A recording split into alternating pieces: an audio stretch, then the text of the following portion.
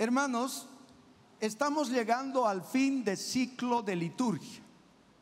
El próximo domingo, ya prácticamente con esa celebración que va a haber en el gran encuentro, Monseñor René estará acá con nosotros para que él presida la celebración, inaugurando de alguna manera el domingo del gran encuentro, pero al mismo tiempo cerrando un año litúrgico. El 27 de noviembre ya empezamos otra etapa. ¿Con qué? Con Adviento, el primer domingo de Adviento. Y para eso las lecturas ya nos está preparando. Es el discurso escatológico, como bien lo dicen los biblistas. Esta parte que hemos leído es ya antes de entrar en su pasión. El Señor ya había llegado a Jerusalén. El Señor ya había llegado en Lucas 19:29. Pues el Señor ya había, porque siempre todo este trayecto Lucas nos ponía a Jesús en camino a Jerusalén, en camino a Jerusalén. Pues ahora el Señor ya llegó. Lo primero que hizo, pues hizo la entrada triunfal, Lucas 19:29, donde todos Hosana, Hosana, Hosana, y va y visita el templo. Ahí vienen ya los sumos sacerdotes a zarandearlo, a chocar con él. ¿Por qué autoridad haces esto?, le dicen. ¿Por qué estás haciendo esto? Porque él había sacado su cíngulo y mete a chicotear a los mercaderes en el templo. Y así también se presentan los fariseos, los saduceos, poniéndole pruebas acerca de temas de la resurrección. Y él está ahí contemplando el templo. Está varios días ya en el templo, o sea en Jerusalén, pero principalmente en el templo. Pues el Señor ya está ahí. Y en ese contexto, pues ahora va a hablarnos de este discurso escatológico con palabras apocalípticas. Pero no es para asustarnos, porque eso ha sucedido antes de él, durante su tiempo, y después de él. Los cristianos siempre han caminado en medio de guerras, en medio de problemas, en medio de persecuciones, en medio de situaciones difíciles, porque Lucas está escribiendo a finales de los años 80, porque ya ha visto la destrucción del templo. Todo lo que Jesús dijo, él ya lo ha visto. Ha visto cómo entraron los romanos, cómo destruyeron Jerusalén, cómo destruyeron el templo, cómo los cristianos, a pesar de ser perseguidos, ellos se mantuvieron firmes. Por eso decimos, ¿no? La sangre de los mártires es semilla de los cristianos. Por eso que se han cansado. ¿Están atentos?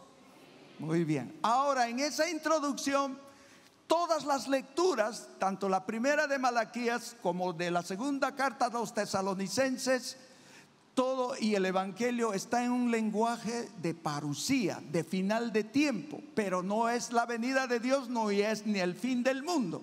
Solo que Cristo está hablando del futuro de los cristianos y lo que tienen que enfrentar durante toda su vida. Tal vez en nuestro tiempo ya no hay estas persecuciones fatales, duras, donde los cristianos eran perseguidos, eran torturados, quemados y todo eso. Pero hay otras maneras de perseguirnos. Hay otras maneras de calumniarnos a la iglesia en general. Hay otras maneras de mortificarnos. Pero esto todavía hay en China, todavía hay en África por los musulmanes extremos. Hay cristianos que están sufriendo duramente lo que hoy dice el Señor. Hay cristianos que están sufriendo duramente. Hay guerras todavía en esas zonas. Pero por tanto, vámonos primero a la primera lectura. No entenderíamos lo que dice la primera lectura, mis hermanos, si no entendemos el contexto. El profeta Malaquías dice, directamente entra en el capítulo 3, 19 al 20. Son 2 versículos. Si leemos esto, pero no vamos a comprender. Llega el día, con mayúscula día. O sea, el profeta está diciendo un día Dios va a llegar. No pone fecha, pero ese día llegará, dice, abrasador como un horno. Todos los arrogantes y los que hacen el mal serán como paja. ¿Por qué dice eso Malaquías? El día, vuelta de nuevo con mayúscula, que llega los consumirá, dice el Señor de los ejércitos, hasta no dejarles raíz ni rama. Pero para ustedes, los fieles, los que perseveraron, los que lucharon, dice, los que temen mi nombre, brillará el sol de justicia y les traerá la salud. ¿De dónde saca Malaquías? ¿Qué está pasando con Malaquías? ¿Por qué dice que perseveren, luchen, esfuércense, no se desanimen, sigan orando? ¿Por qué? Ve Malaquías que al final de los tiempos, él mismo no pone una fecha, que será una especie de separación entre lo malo y lo bueno. Y por eso voy a recurrir a la Biblia. Antecitos había dicho Malaquías esto. En el verso 13 del mismo Malaquías 3, verso 3, dice el Señor, así, dice el Señor: sus discursos son insolentes contra mí, y ustedes todavía preguntan, ¿en qué te ofenden nuestras palabras? Porque dicen, no vale la pena servir a Dios. ¿Qué sacamos con guardar sus mandamientos y andar enlutados ante el Señor Todopoderoso? Tenemos que felicitar a los arrogantes, a los malvados, porque los malvados prosperan, desafían a Dios y quedan sin castigo. Voy a explicar. Antecitos de la lectura que leímos acá, ahora Malaquías nos está diciendo por qué dijo que al final de los tiempos los malos serán como paja en un horno caliente. ¿Por qué? Porque ellos, al retornar del exilio de Babilonia, fueron con mucha esperanza, con cantos y alabanzas a Jerusalén, a la tierra, a su tierra, y se topan que los mismos sacerdotes que se habían quedado en Jerusalén y la gente malvada estaba ahí totalmente descarriada. Y ellos dicen, ¿para qué vamos a servir a Dios? ¿De qué sirve orar? Y si el malvado prospera, si los hombres malos y los crueles están en los mejores puestos, ¿de qué sirve orar si yo no consigo nada? Como muchos otros se preguntarán ahí en las rotondas, ahí donde han estado, todas las noches rogar y clamar al Señor, y parece que el Señor es sordo. No se desanimen, porque nuestro trabajo es orar por el país. Eso está diciendo Malaquías. No se desanimen si parece que un personaje ganó, parece que se entercaron y parece que hay victoria para un partido político, para otro, para la derecha o para la izquierda. No se preocupen, ustedes siguen luchando. Es de alguna manera está diciendo Malaquías. No crean que porque sus oraciones no son de alguna manera victoriosas, entre comillas, no se dejen al desánimo, sigan orando, sigan luchando, está diciendo. Por eso, cuando ellos vieron que los malos, los orgullosos, los soberbios triunfan, Malaquías está diciendo, en esta vida triunfarán, pero va a haber un día donde ellos serán quemados.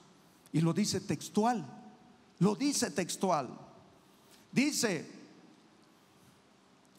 Dice, así comentaban entre sí los fieles del Señor, y el Señor atendió y lo oyó. Ante él se escribía un libro de memorias. Fieles del Señor que estiman su nombre, dice el Señor Todopoderoso, el día que yo actúe, ellos serán mi propiedad, los fieles, los que perseveran, los que luchan, como un padre al hijo que le sirve. Entonces verán la diferencia entre los buenos y los malos, entre los que sirven a Dios y los que no sirven. Y ahí entra la lectura. Miren que llega el día ardiente como un horno, cuando los arrogantes y los malvados serán la paja. Ese día futuro los quemaré y no quedará de ellos rama ni raíz, dice el Todopoderoso. O sea, por tanto, mis hermanos, A nosotros no nos toca juzgar a nadie. Si el orgulloso, si el soberbio, si el impío, si el ateo, si es el de la derecha o es el de la izquierda, no nos toca juzgar a nosotros. A nosotros nos toca seguir perseverando en la lucha, en la oración por el bien común, por la justicia. Eso de alguna manera está diciendo Malaquías. No es nuestro deber, si viene, si ellos serán quemados. No, el mismo Dios se encargará de eso al final de los tiempos. Por tanto, mis hermanos, sin desanimarse, seguir orando, seguir luchando, seguir bregando, porque eso es nuestro deber. Amén. Amén. Parece que se durmieron.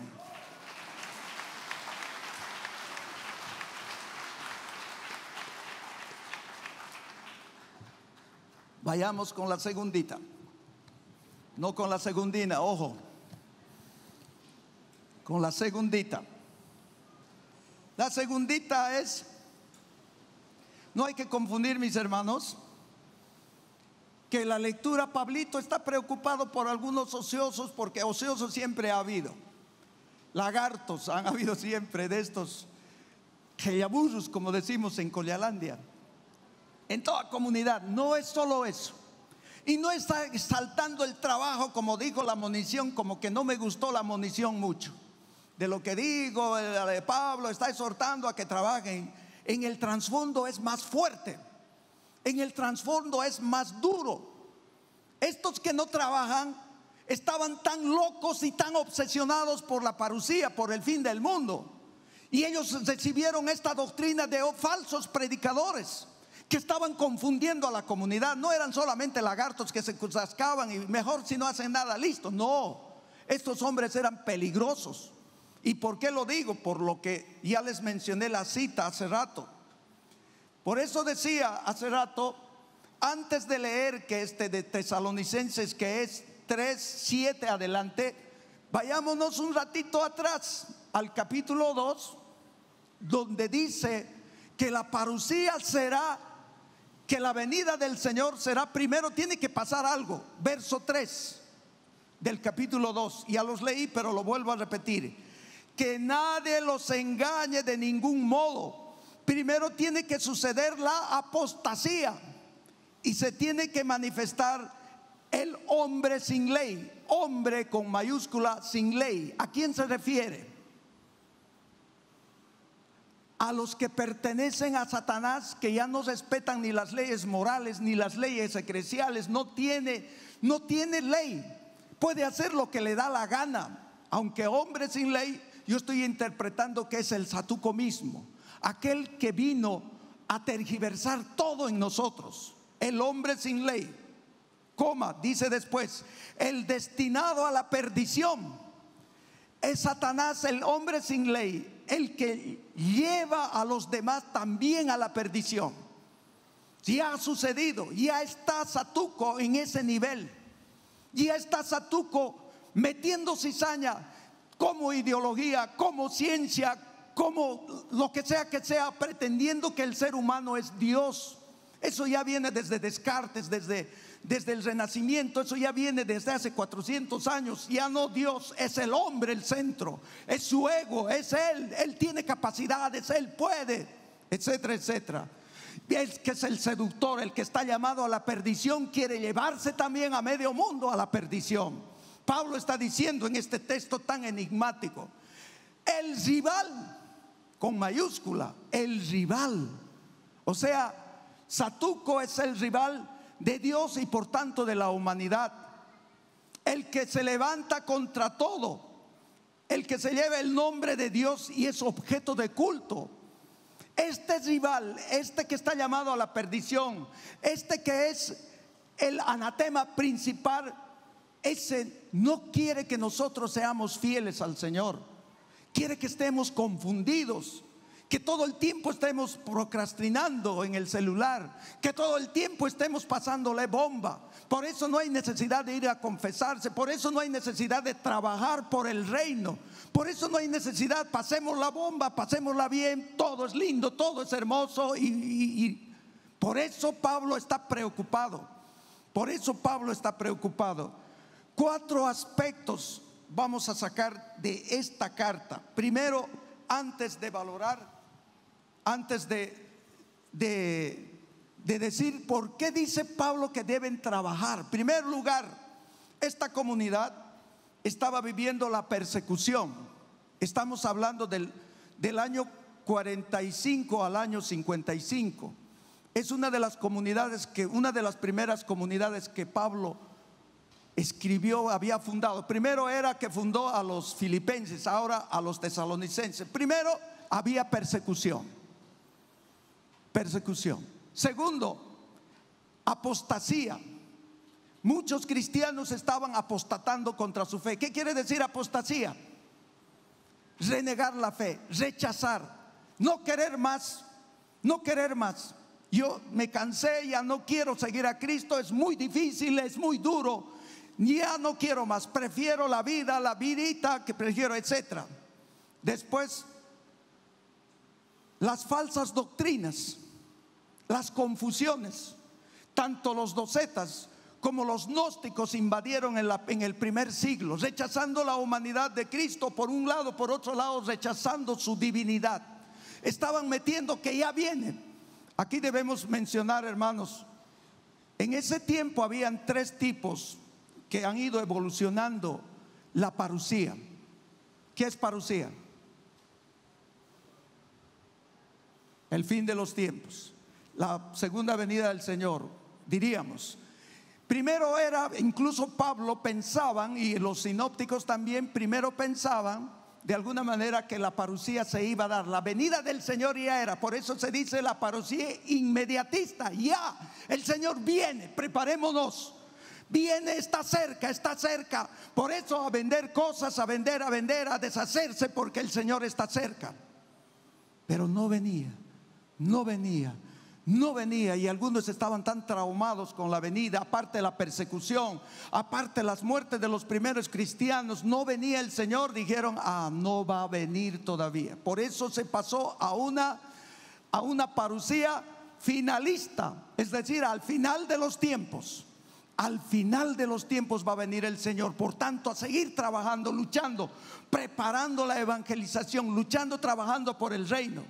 Y la tercera postura desde Juan es: no, ni viene pronto ni es al final. Dios está aquí. Por eso el Emmanuel, Dios está presente aquí. Él es el que acompaña, y por eso el Espíritu Santo que impulsa a la iglesia. Por eso Pablo va a estar siguiendo amonestando a estos que se habían traumado por la parusía, que ya estaban confundiendo, que estaban ellos locos porque ya viene el Señor, hay que alistarnos con velas. Porque ellos se dejaron influenciar por los malos profetas. Desde que un inicio siempre ha habido en la iglesia falsos profetas, falsos mesías que se creían dioses, ya sean dentro de la iglesia, etcétera, etcétera. Y otra de las características, había divisiones internas. Estas 4 situaciones hoy mismo se plantean en la iglesia. Hoy la iglesia católica está siendo perseguida por ideologías, por gobiernos ultraconservadores y por gobiernos ateos, comunistas. La iglesia está siendo tremendamente perseguida.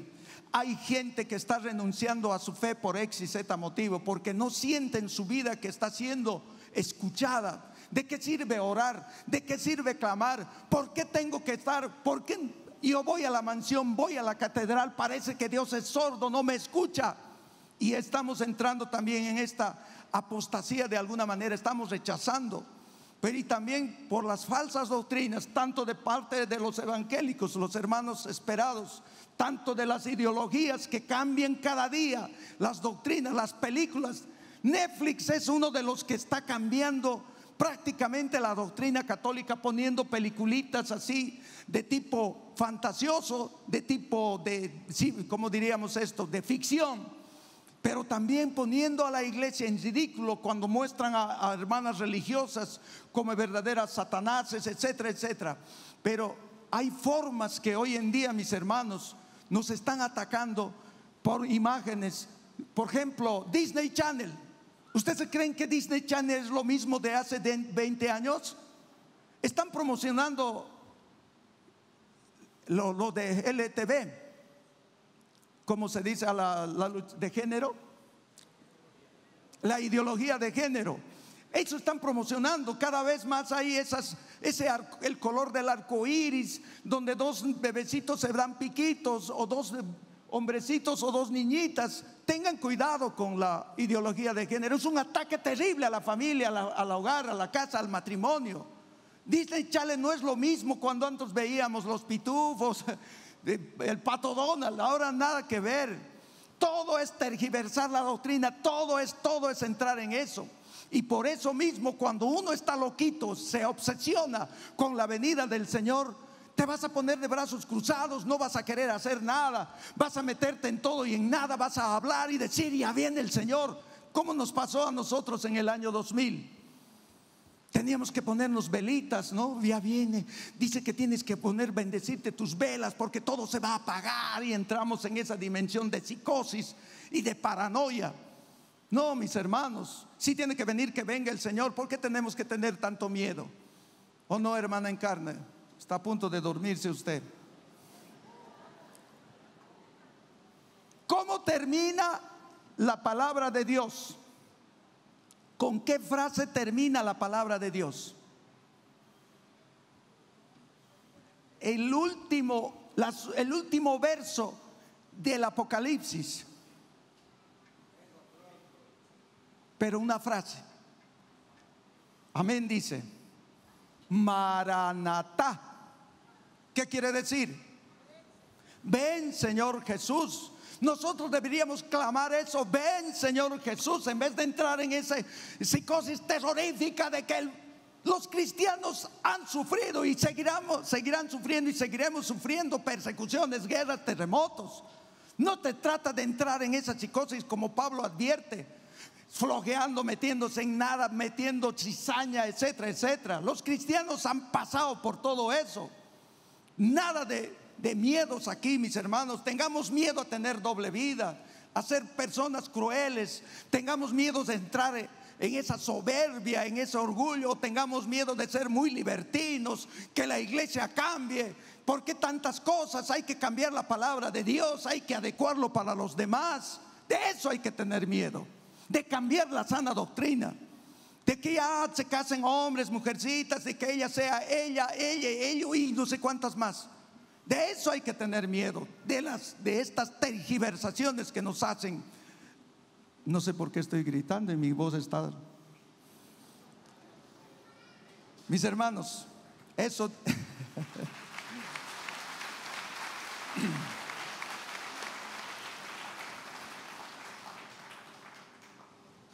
ya estamos, pues prácticamente el Señor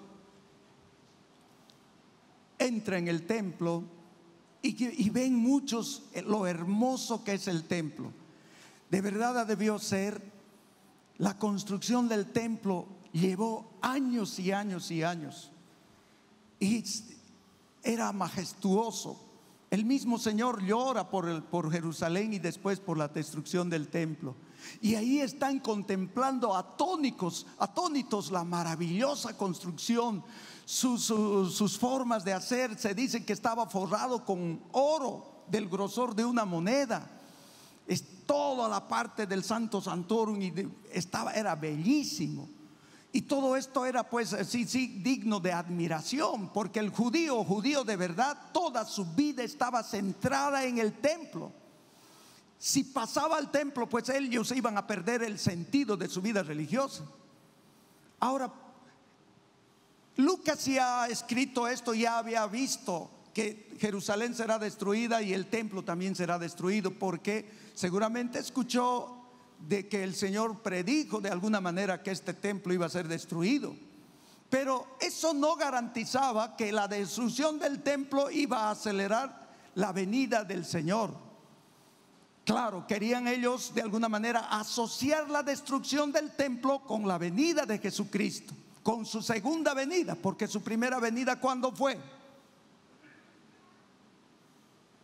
¿Cuándo fue su primera venida? Como bebé, en una cuna de paquita, pesebre. Esa fue la primera venida. Nosotros nos preparamos para su segunda venida y definitiva, en honor, en gloria, en majestad. Eso no debemos perder, hermanos, esa línea. Pues como la hora me vence, pero entonces el Señor está usando el templo, la destrucción del templo, para decir que no está hablando de fin del mundo, sino del futuro de los cristianos y lo que les espera. Del futuro de los cristianos. Él va a aprovechar esto, lo que está diciendo, pues de alguna manera Lucas en boca del Señor, para decirnos que el cristiano va a tener que pasar cosas difíciles. Así como primero dice, todo lo que ustedes ven será destruido. La fragilidad, por muy bueno que sea, por muy sellado de oro que sea, un día será destruido. El Vaticano, que nosotros es un símbolo de nuestro, un día será destruido. Sí. Las cosas que nos aferramos a las cosas materiales un día serán destruidos. Y esto no tiene que ser ocasión para desesperarnos o morirnos de angustia, no. Un día serán destruidos. Para decirnos, mi hermano, no pongas tu esperanza ni en el templo ni en el Vaticano, no pongas tu esperanza ni en el palacio que se han construido en La Paz, no pongas tu esperanza ni en un sitio, ni en aquello, ni en tu dinero, ni en nada. Pon tu esperanza en ¿quién? Solo en Él, solo en Él. Se va a destruir, se va a destruir. No pongas tu esperanza, por muy buena gente que sea tu tóxico, te puede fallar. Las mujeres no fallan tanto, pero los tóxicos sí. Perdón, chicos, perdón. Primero eso. Y esa oportunidad va a aprovechar el Señor para decir que tengan cuidado. Tengan cuidado. Porque hay gente que se va a creer, como decía Pablo, gente que se va a creer, yo soy, hermanos y hermanas, yo soy el que voy a liberar a todos ustedes. No deben decir Jesús, deben decir Atahualpa, ¿cómo era? Manco Cápac. No deben decir eso. Tengan cuidado de poner su vida en partidos políticos. Tengan cuidado en poner su vida en seres humanos. Por muy líderes, muy buenos que sean, son seres de polvo que no pueden salvar. Por mucho que tenga armas y dinero, quien sea que sea, me estará valiendo el señor Elon Musk, me estará valiendo a mí el Zuckerberg, no sé quién es más. A mí me importa eso. En Dios, tengan cuidado, porque van a haber personajes que los van a usar y nosotros nos dejamos usar. Eso es lo que más rabia me da por los líderes humanos. Nos dejamos usar a su antojo. Ellos nos manipulan, nos llevan aquí y allá. Si es bien que nosotros debemos orar y buscar el bien común, pero también debemos abrir los ojos. ¿A quién estoy siguiendo? ¿Quién es verdaderamente mi líder? Eso, el cristiano tiene que ser una persona, y el Señor está diciendo, tengan cuidado. Y el otro punto, no tengan miedo. Los cristianos han pasado lo que han pasado y seguiremos pasando 1000 años, 2000 años, 1.000.000 de años, seguiremos pasando. Pero la iglesia jamás será destruida. Jamás será destruida la iglesia. Pongan su fe en Cristo, en Él, en el que puede salvar y te puede dar y decirte hijo. Como decir, y el Apocalipsis el próximo domingo lo vamos a escuchar, es el Rey del universo. En Él un día nos gozaremos en el Señor. Por eso, mis hermanos, Él pondrá elocuencia en nuestras palabras. Él nos guiará. En otras palabras, no supliques por tu bien solamente, sino suplica, trabaja, esfuérzate en construir un mundo bueno. Si en tu casa hay unión, si como pareja te llevas bien, pues no pretendas. El otro día, con esto voy a terminar, hermano, yo sé que se han cansado ya. ¿Ustedes qué decía Pablo? A ver si se acuerdan, en la carta a los Filipenses, que le decía, hermano, ¿a quién le decía? Onésimo era el esclavo, ¿verdad? Onésimo, ¿verdad? ¿A quién le mandó la carta? A Teófilo, ¿no? No, creo que no hay nombre. Entonces le dice, la verdadera revolución, mis hermanos, la verdadera revolución, sean de derecha, de izquierda. Mira cuántas revoluciones hemos tenido y hasta ahora no hemos entendido No hemos entendido que somos hermanos, que hombres y mujeres somos hermanos, que cambas y collas, chapacos, venianos somos hermanos, negros y blancos somos hermanos. Revolución más revolución. Las ideologías y los partidos nos han llevado a revoluciones y revoluciones, y así no ha cambiado. Miren el cristianismo desde Pablo, cuando le dice: recibe a mi hijo en la cárcel, que era tu esclavo, recíbelo como si fuera tu hermano. Esa era una verdadera revolución. ¿Por qué? Dejarlo sentar a alguien que fue como mi animal de carga, a alguien que dejó como alguien que era mi servidor, dejarlo sentar. Ahí está la verdadera revolución, porque la revolución es por dentro, abrirse, no es por fuera. Si yo cambio, si yo abro mi mente, si yo hago lo que en mi casa se hace, va a haber un verdadero cambio. Sus hijos los van a amar si usted cambia primero. La verdadera revolución no es por fuera. El proceso de cambio no es social, porque es fracaso, pero el verdadero cambio es por dentro. La sociedad cambió a partir de que los cristianos empezaron a abrirse a la esclavitud. No lucharon para abolir la esclavitud, amaron al esclavo, que es distinto. Amén. Por eso, mis hermanos, por eso vamos a entender esto. Si yo quiero vivir de manera plena, me tengo que entrar en comunión con Cristo. Solo en Él puedo vivir mi fe. No tengo que tenerle miedo a la venida, a la segunda, a la tercera, cuarta venida. No tengo que tener y sufrir nada de esto, mis hermanos. Si de verdad queremos comprometernos con Cristo, trabajemos, luchemos sin perder la sana doctrina. Sé que tenemos enemigos, mis hermanos, pero Dios nos dará la oportunidad de seguir creciendo, para que nosotros un día, recuerden esto, tenemos nosotros un juicio particular y un juicio universal.